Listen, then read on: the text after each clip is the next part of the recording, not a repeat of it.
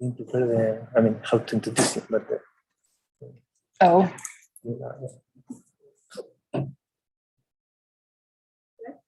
Can you click on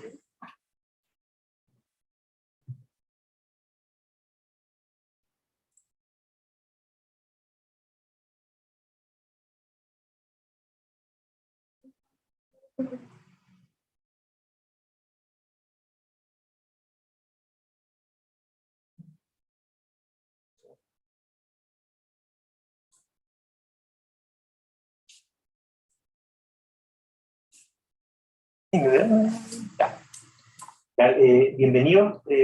Gracias por venir a esta presentación. Esta presentación es del doctorado en Ingeniería Civil y del área de transporte, del magisterio en transporte también.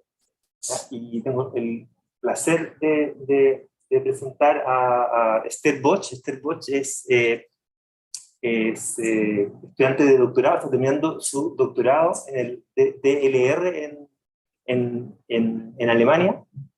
¿Ya? Ella tiene un background original en medicina molecular, que es como la medicina, pero solamente la parte de la ciencia, no atender a personas, digamos, directamente. Y ha evolucionado su investigación hacia medir indicadores psicofisiológicos, ¿ya? En diferentes contextos, y dentro de eso ha hecho, hacia el final de su tesis, y algunos artículos que están por publicarse, ha hecho aplicaciones relacionadas con transporte, ¿ya? En una línea que es relativamente, o sea, que es nueva, que es como incipiente. Hay algunos grupos, o sea, acá en la U estamos haciendo algunas cosas con eso, en Dinamarca también, en grupo con MIT también, y también en el DLR, cómo aplicar estas cosas a transporte. Entonces, dejo sin más preámbulo the presentation is going to be in English, yeah, or German if you want, but English, I guess. I don't know if you want that. It's more for us. So you, the stage is there. So go ahead. Thank you. Thank you. Actually, I don't know what you said, but thank you anyways.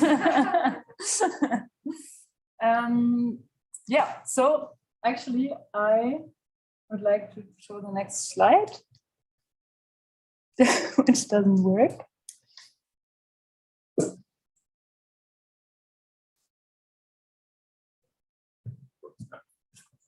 It just worked when you did it, right?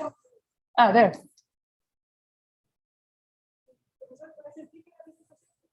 The red screen works. Okay, maybe I can pass the. Oh, I can also do it like with the. But I'll try now. No. Yeah, now it's, yeah. It just needed a reminder. Yeah, it was scared. Yes.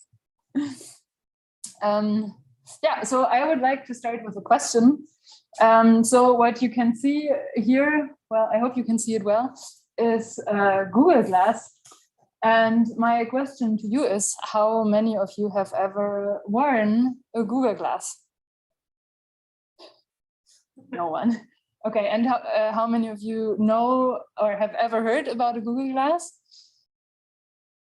Yeah, okay, those are some. Yeah. But yeah, actually, I'm not surprised that it's not so well known and not used at all, because the Google Glass was a complete failure. The Google Glass was introduced by Google in 2012.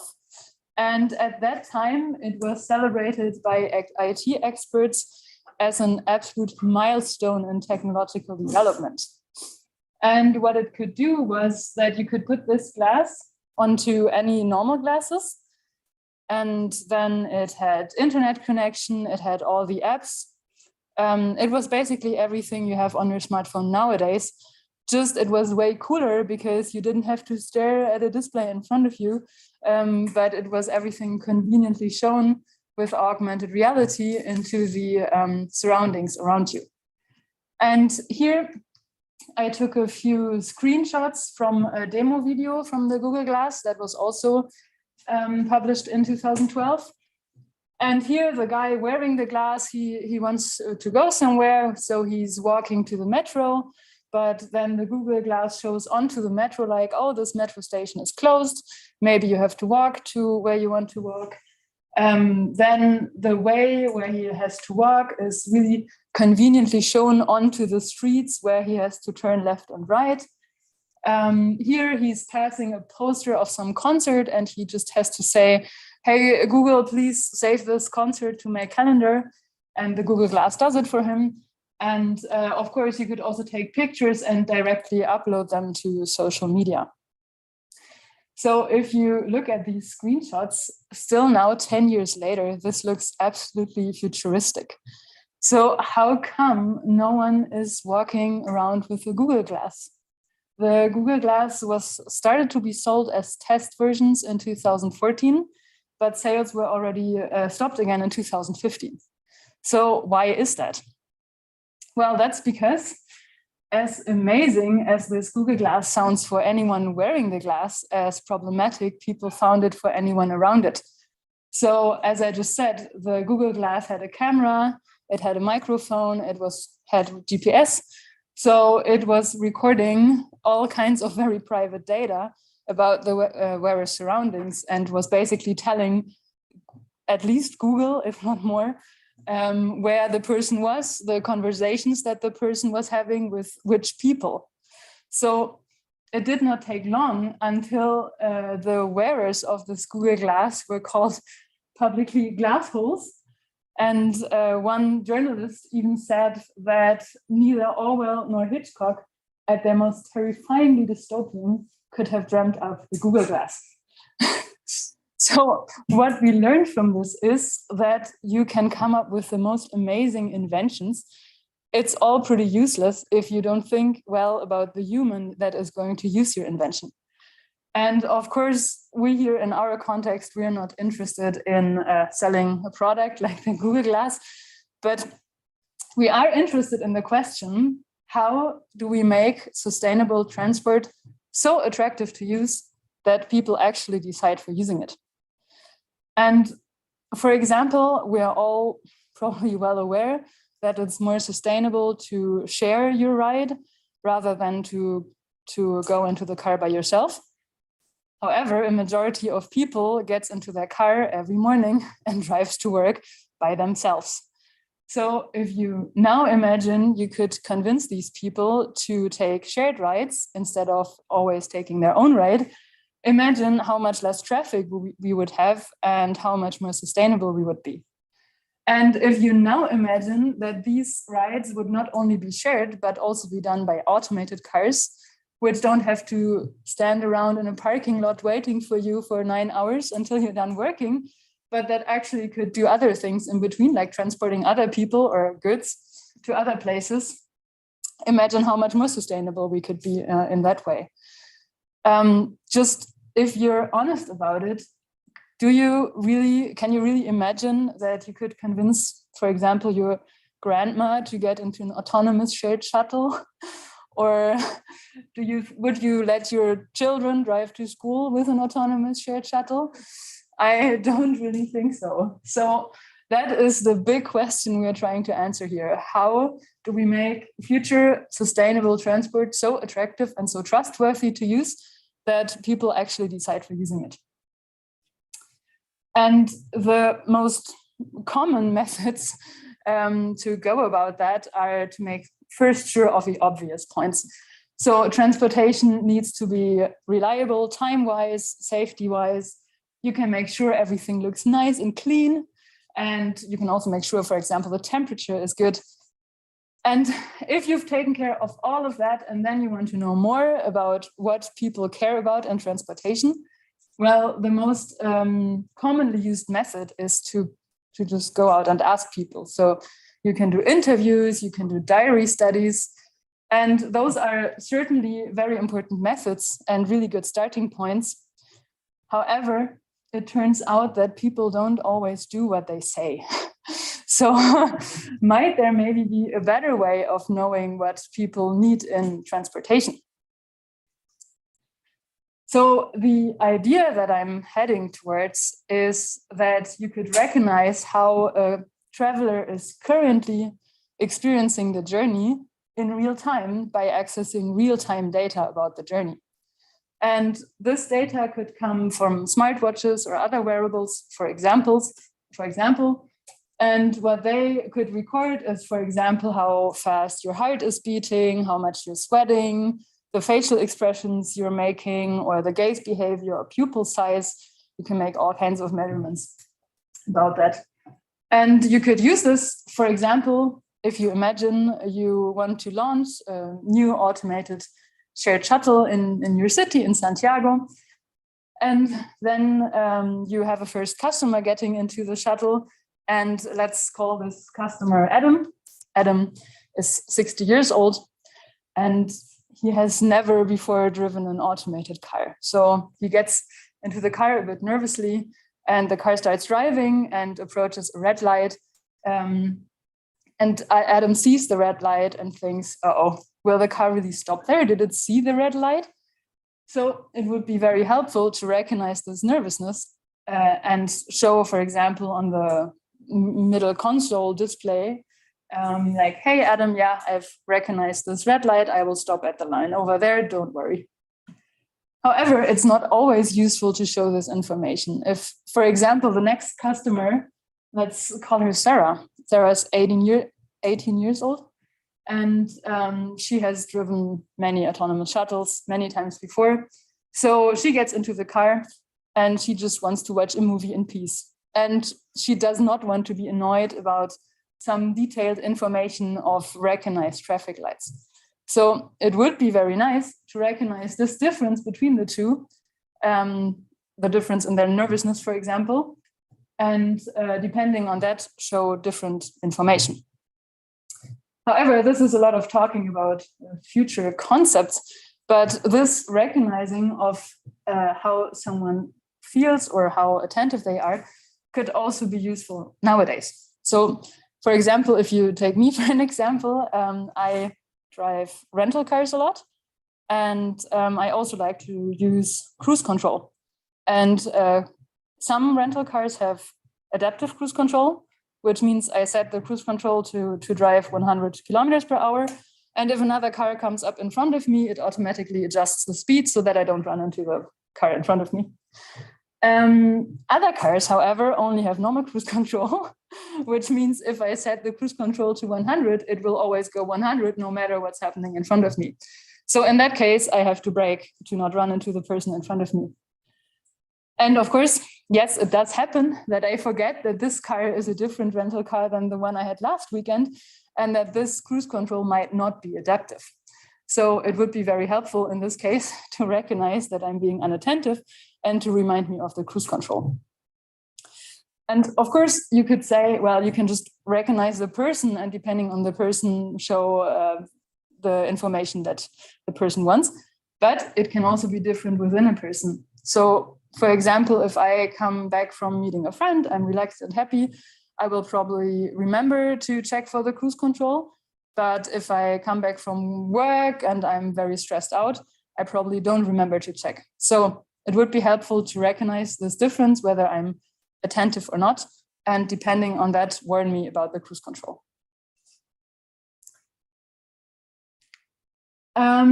So now that we know why we are interested in this real-time state recognition, of course, this whole business of traveler state recognition is a pretty complex one.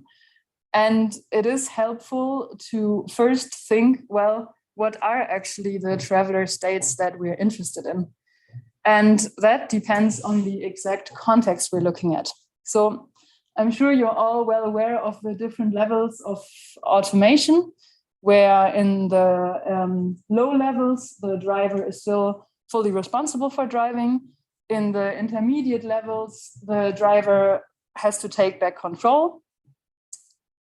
And in the full automated driving, the driver doesn't have a driving task anymore. He just sits in the car. And which traveler states are interesting to recognize depend on these different levels of automation. And also the traveler states that are interesting for full automation are the same traveler states that are also interesting for public transport in a bus, in metro or whichever you like. And well, for the manual driving, I guess you can all imagine pretty well which traveler states are interesting to recognize, because you probably know it from your own experience, that there are some situations or some states in which you can be that are not very helpful for being good at the driving task, and that can lead, in the worst case, to accidents.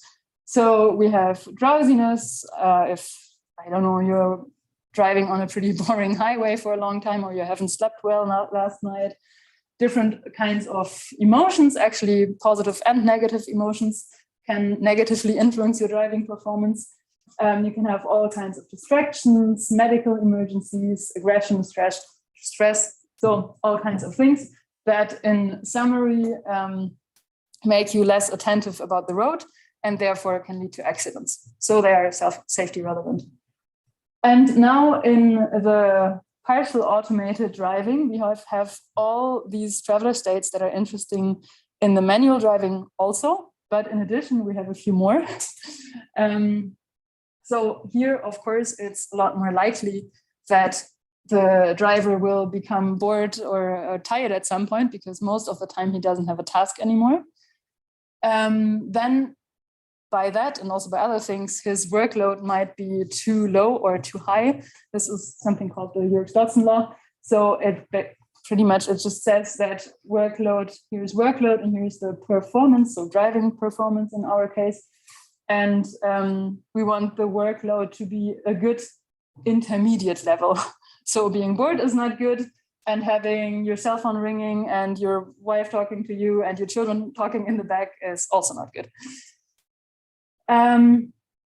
Then, of course, when the human is mostly not driving anymore, he's not so aware of his surroundings anymore. So he's not so much in the loop anymore, not so aware of, for example, the child that's playing with a ball over there. And another problem in partial automated driving is trust, where again, you have this curve of too little trust is not good, because then people won't decide for using this kind of transportation. But too much trust is also a problem, as it was the case for this driver here in 2018, who was driving a Tesla car and was several times asked to take back control, but she didn't. I think she was watching a movie or something. And well, you can see it did not end too well, that she had too much trust in the automation to handle everything. And of course, maybe you know it, if sometimes you don't drive for a while, you get out of practice. And the last point is something called ironies of automation, which means the more, the better the automation becomes at the task, the more complex are the situations in which the human has to take back control, but also the less practiced the human will be at driving himself. So that's a problem. Yeah. No, you can ask now. And this is it is just a theory, or it has been proved that this curve is like this, like a parabola? Yeah, that has been proved, I think, as far as I know. Because I think my guess is that these two blocks you have here, the two that say, let's say, performance, that one should be worse and much worse than the other, which is the one at the right. You mean you perform worse when you're bored than when you're over? The other way around. Oh, having overload is worse than being bored. Yes. That is possible. I have to say, I don't know if one is worse than the other. Because here they're at the same level, so it's like, yeah. For at least the message I take is that the performance would be in both cases the same. But my guess is that it's not true, because when you are very stressed, your performance, I'm guessing, is worse than when you are not stressed. I guess it's also maybe a bit difficult, because for this you would need to have the same level of being stressed with the same level of being tired. Of course, I guess if you're nearly falling asleep, this is worse than just getting a text message. So you would have to be sure to compare the same levels, and that's a bit difficult to do, I guess. But yeah, a good question, actually. I don't know. I didn't look into the publication, to be honest. Yeah? So that's about the traveler states that are interesting in partial automated driving, and now in public transport and also in fully automated driving, the traveler states are completely different ones, and they are more concerned about acceptance of this means of transport. So we want the traveler to feel comfortable, we want them to trust the transportation. We can measure all kinds of emotions, positive or negative, or directly which information or whether they need more or less information to make sure that, well, they feel as well as possible in the transportation so that they will actually decide for using it in the future. So yeah, just shortly, so where the human is still needed as a fallback option, the traveler states to recognize are safety related, and in the others, public transport or fully automated driving, it's more acceptance related. So yeah, now we know what we want to recognize. How do we go about that? So the first very important step is, of course, that you have sensors, and actually that you have sensors that measure high quality data, because that's your basis of everything. And this, for example, could be a wristband that measures your heart rate. And then you have to fuse the data. For example, you can fuse it with context data or with other data about the person, physiological data. And then you can analyze the data. For example, you can, from the sensor signal, you can get out extract the heart rate data.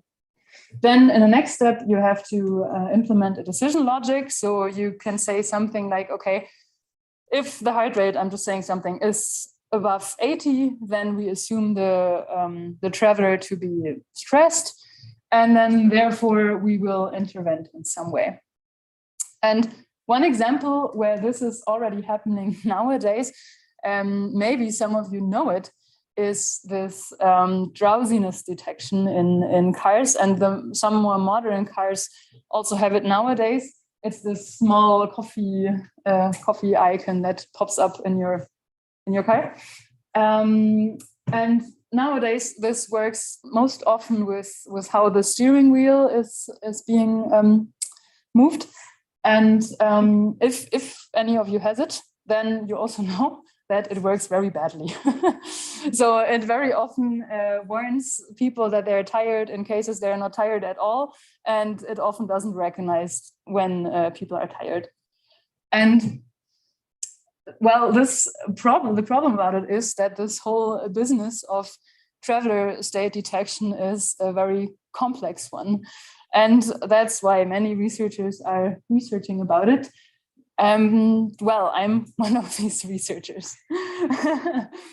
And one traveler state that I have been interested in the last few years is the emotion of frustration. And what is meant by a frustration is that it is the emotion that occurs when you try to reach something and it doesn't work out. That's frustration. And frustration is interesting because it is important in both the safety and the acceptance related cases of traveler state detection. So in manual driving, frustration can lead to, well, as I said before, less attention for the road and thereby to accidents. And in the automated driving, it can lead to frustration with the system as a whole, and by that to a decision against using the system. And in manual driving, well, I'm sure you're all well aware of the causes of frustration in manual driving. So, for example, in the morning, you have to get to work, you have a very urgent appointment, and then there are so many other people on the road. There's a traffic jam, there's maybe a very slow working red light, or maybe even a big truck in front of you, or a garbage truck or whatever, something. So in the end, it means it takes ages to get to this very important appointment. And you become frustrated about it. I guess, okay. And in automated driving, the cases for frustration is something I guess you can also imagine pretty well.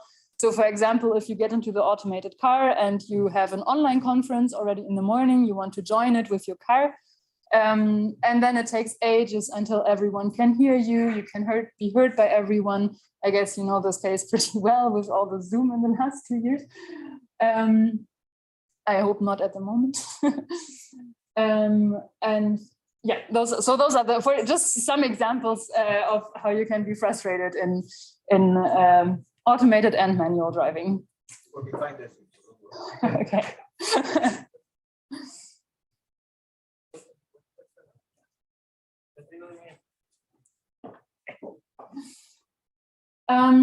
So to find out more about that, I used exactly these examples that I just said as reasons for frustration in a study.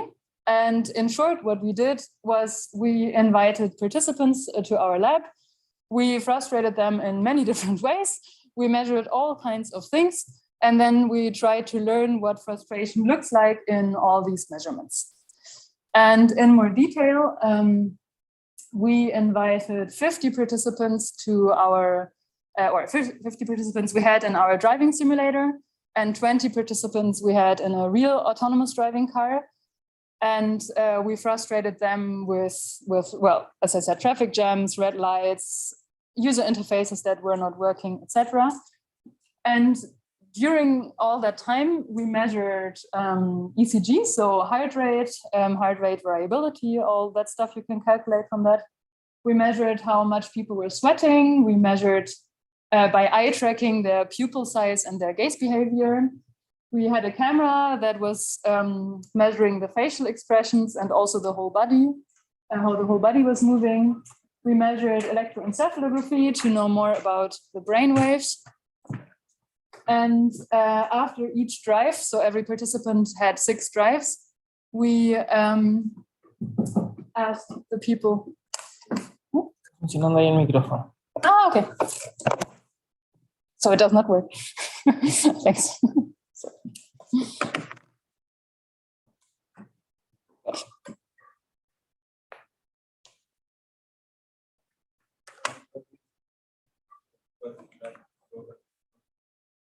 Ah, okay, I see.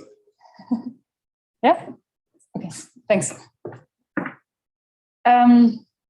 So we measured these things, and after each drive, we asked the people how about their emotions during the drive. So we got a subjective rating of the emotions.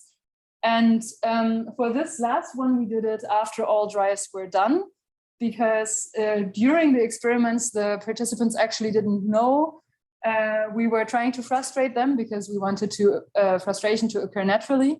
So before, we told them some story that this experiment was about something else. And only after all the drives, we told them, hey, okay, this was about frustration. And then they saw videos of everything that had happened, but they did not see their face. They only saw what happened in the simulator. And then they had a joystick, and then they rated how much frustrated they were in these moments that were shown in the video. So the nice thing about this is that we have a subjective frustration rating for every data point, not just per drive. And while we measured all these kinds of things, I kind of want to concentrate on one of them now. And that is how frustration was, or what we found out about the expression of frustration by facial expressions. So for that, we need to take one step back and shortly talk about how expression of emotion works in general. And for this, the work of a guy named Paul Ekman is very important. So do you have a question? Or okay. So he followed something that actually Darwin had written already, and he traveled around the world, and he found out that there are some expressions that people very consistently connect to certain emotions. And this was true even for the most basic remote cultures that didn't have much interaction with the Western world before. And what Ekman and his colleagues assumed from this is that how expression of emotion works pretty universal and is very deeply wired into our brain. And here you see some example expressions. So for anger, it's one universal expression is that you pull your eyebrows down. For happiness, it's the cheek raiser that comes from smiling. And for sadness, it's, for example, that your eyebrows go up. And based on this, there are now some companies that specialized on this topic and that sell software that is set to recognize your emotions by facial expressions. And while this research from Ekman and his fellows is for sure very impressive and important work, it by far does not mean that there is a one-to-one connection between a facial expression and an emotion. So that is also why, at least in my experience, these softwares that are being sold for emotion recognition work very badly. So that's why we thought, well, maybe we can find out more about how emotion or how frustration is expressed. And what we found in our data was that, yes, there are some expressions that are pretty universally shown between all participants at the time that they rate to be frustrated. But in addition, we found individual typical expressions of frustration. So we found that there are some expressions that, for example, just one participant showed that expression very often when he rated to be frustrated, but this was not shown by all other participants.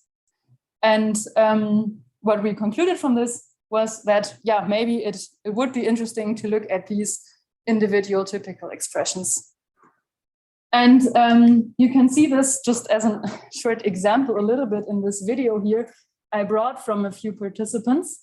So this guy, he was always, can you see the video?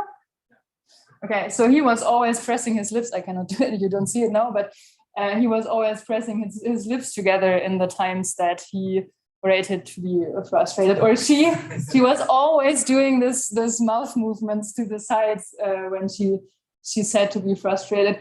And actually, this is something you maybe also know from, I don't know, from your wife, from your children. So, oh, if she's making this expression, I better watch out now. She's gonna explode in a second.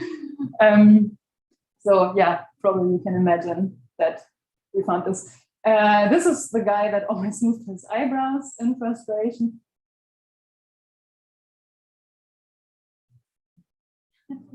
And that's the one that's always moving his whole head when he's frustrated. They know that they're being recorded, right? Yes, they know they're being, but participants forget really easily. Like it takes, I don't know, until we are done with all the questionnaires at the beginning and everything, they really don't remember anymore that they're being recorded. Yeah. So what we did, so to quantify this a little bit, we annotated all the facial expressions that were shown by hand, which is a lot of work, by the way, but we did it. And then we calculated for every drive an expression frequency. So what we basically did was we had a coordinate system in the end, where we had for every expression one axis. And here it's shown in 2D, but in reality it's 45D because we had 45 expressions. And then what we did, we made a data point for every drive. And then when we said, okay, this is one drive of participant 5, for example, and then we asked, where is the other drive of this participant? It was the case for 42% of the people, of the data points, that the other drive of that participant was the next closest neighbor. And then in already 52% of the cases, it was the next closest or second next closest neighbor. So what we concluded from this was that, yes, you could say there are most likely individual typical expressions of frustration. And what this means in practice is that you could start off with recognizing the universal expressions of frustration that have been previously found and that we also found in our data. But then you could improve a lot by recognizing these individual typical expressions of frustration. So, for example, you could save on the person's cell phone locally what the typical expressions are, and then when you get into a car, this information is given to the car. And yeah, that's what I just said. So that's what we found about the expressions. Now I am very shortly saying 3 slides about like the institute where I come from, and then I will wrap up. So the group that I work in is called Information Demand and Communication Design. And surprise, surprise, what we do is everything that I just told you about. So online and offline detection of traveler states in all kinds of different transportations. And here I have a small overview of the projects we have at the moment. So one is about the recognition of frustration. Another is about direct recognition of information need. Another is also working with physiological data, but the application is not directly in transportation, but in a VR glass. And what information is exactly shown in this VR glass. Then we do research about train conductors and their performance at being a train conductor, basically, to compare it to an automated train driving system.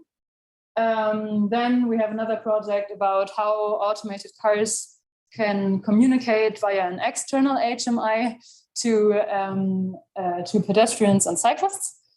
And another one that's trying to work to measure workload of remote operators.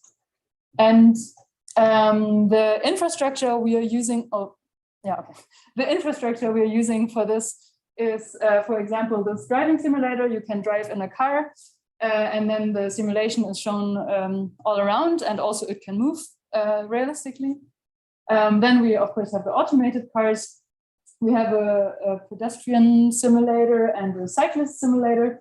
And what's pretty cool is that these different simulators can also put people, like several people in one simulation. So you can see how they interact. And just the institute where I work is called Transportation Systems.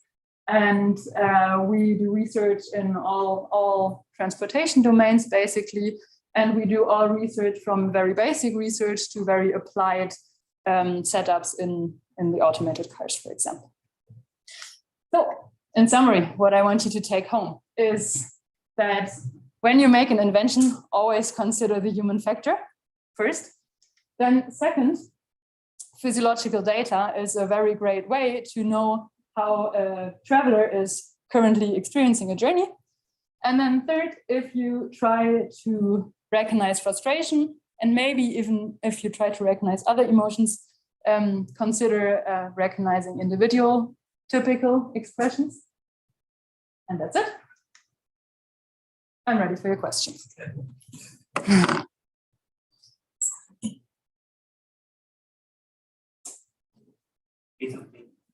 you very much, Esther. So,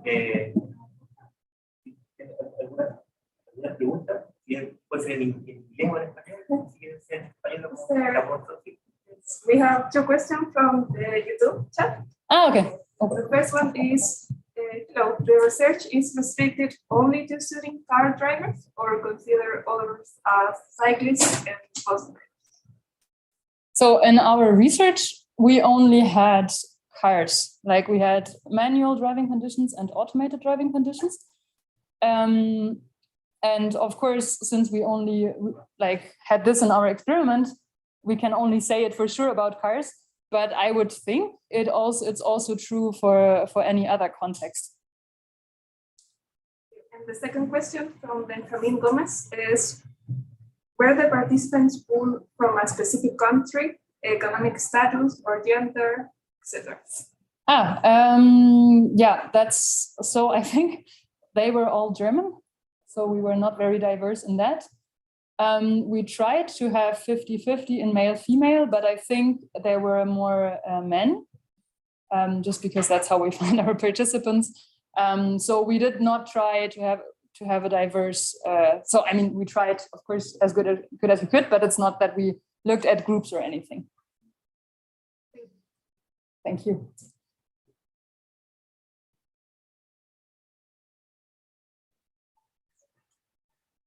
I don't know who was first. Yeah, okay. So thank you again, Steph, for the presentation. Very interesting analysis.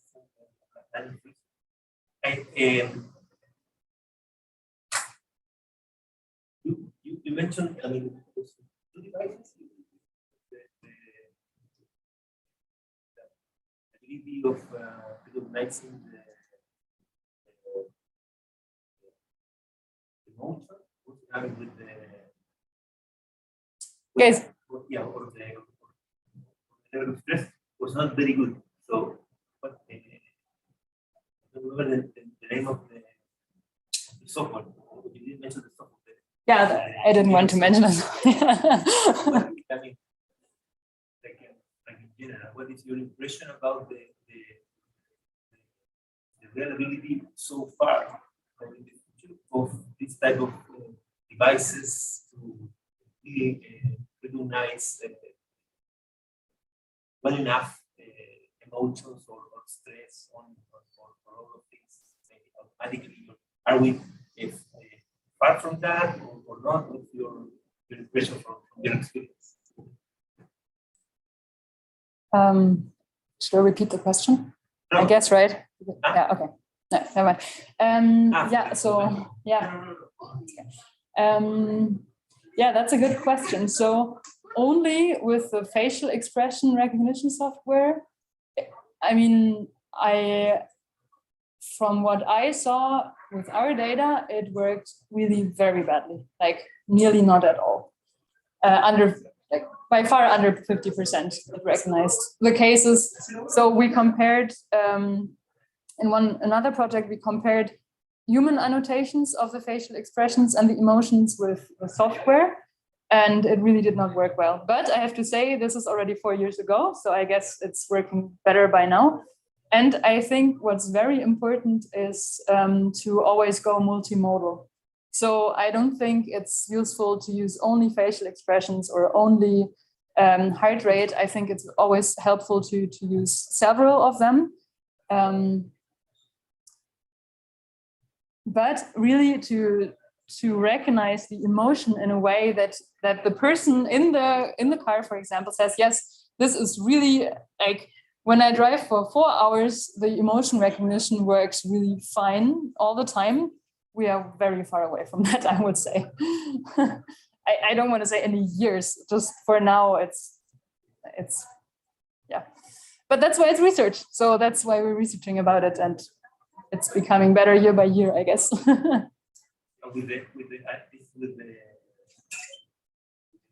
the facial expression, but using the other sense, what is the other sense that are feasible to do, like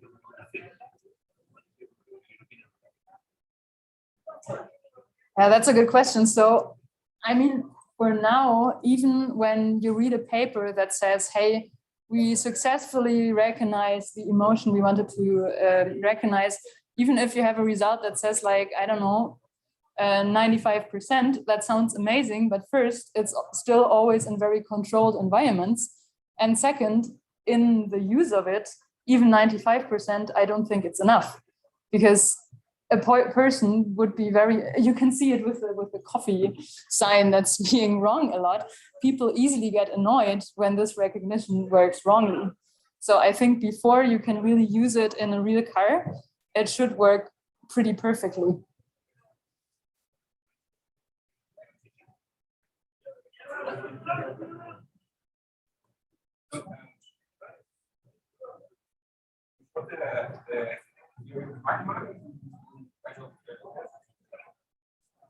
But some expressions, some feelings, the same.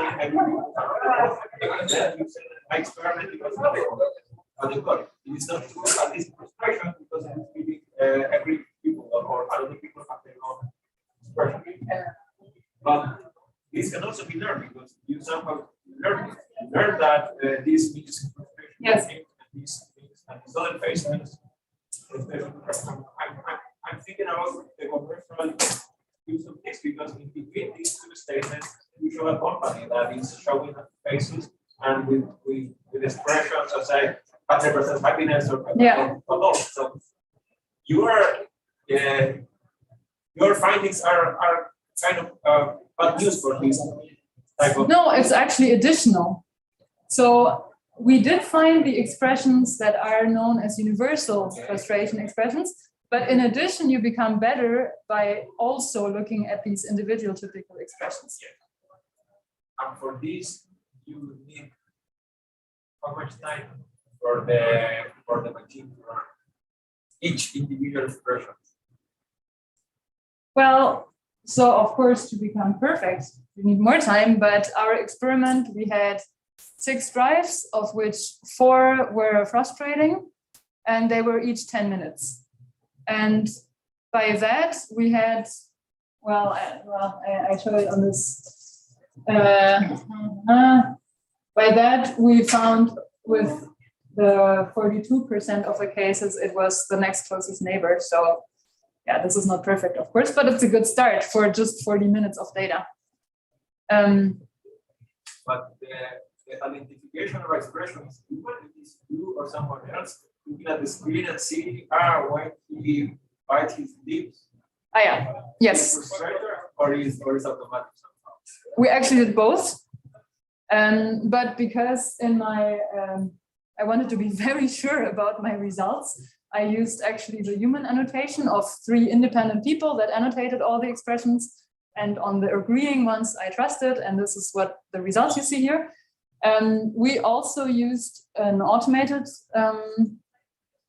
recognition of the facial expressions, but this is kind of the same like with emotions. For now, I don't trust them so much. So for the future, of course, you have to use them, otherwise it doesn't work. And I'm very sure that certainly for the mere expression, so not for the interpretation of emotion, but for the expression recognition, this will work well in the near future, I think. And then you can, that's of course the plan that you use this.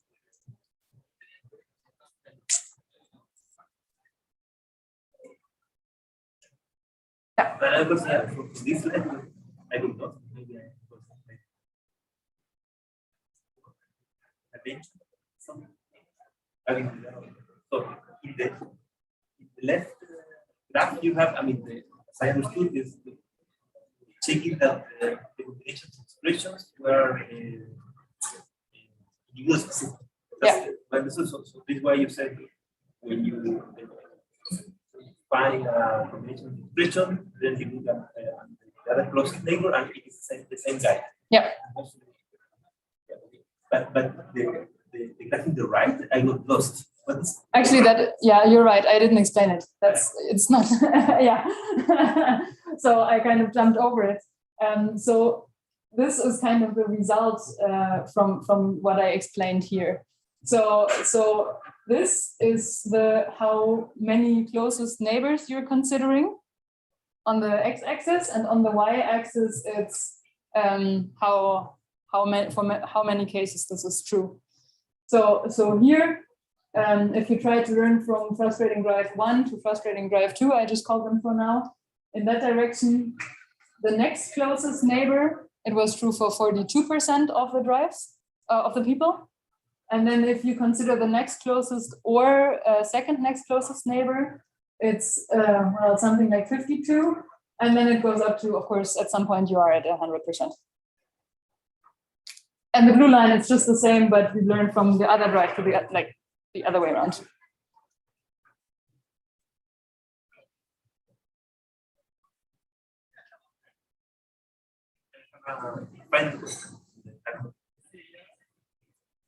Oh no, there is another one. In your algorithm that you showed in the last slide, that you will continue to stop. No, actually I put is not none. So if there's no more question, then it's thank you for your attention.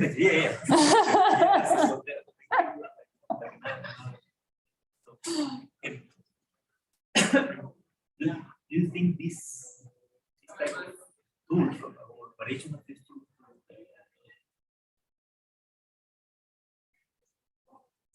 sensorizes things to the individual actually work, or maybe like how could this work to help the design of transportation policy? But wait, your example, you're talking about examples about driving safely. I mean, yeah. The guy is not paying attention, and then an alarm, or something like that, or this process. But for with the policy. With the buses. With the buses.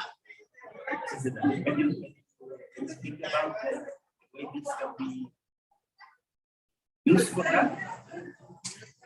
I mean, where I see it being used is for sure if you look at whole travels.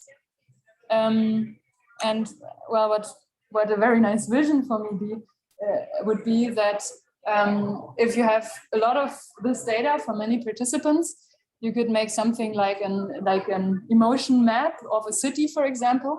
And if then you see, okay, there's this one crossing where always the heart rate goes up, or always there's a negative emotion or something, you would know, okay, this is apparently a crossing where, if it's only, for example, the cyclists at this crossing, so you could use this effective map to then see, okay, this is a crossing where we have to do something, or well, something like that, yeah. So always, in this case, for policy, you need data of many people, of course. But then it would be very nice to do something about it. But did you also have another question? Oh, okay, nice. So, yeah.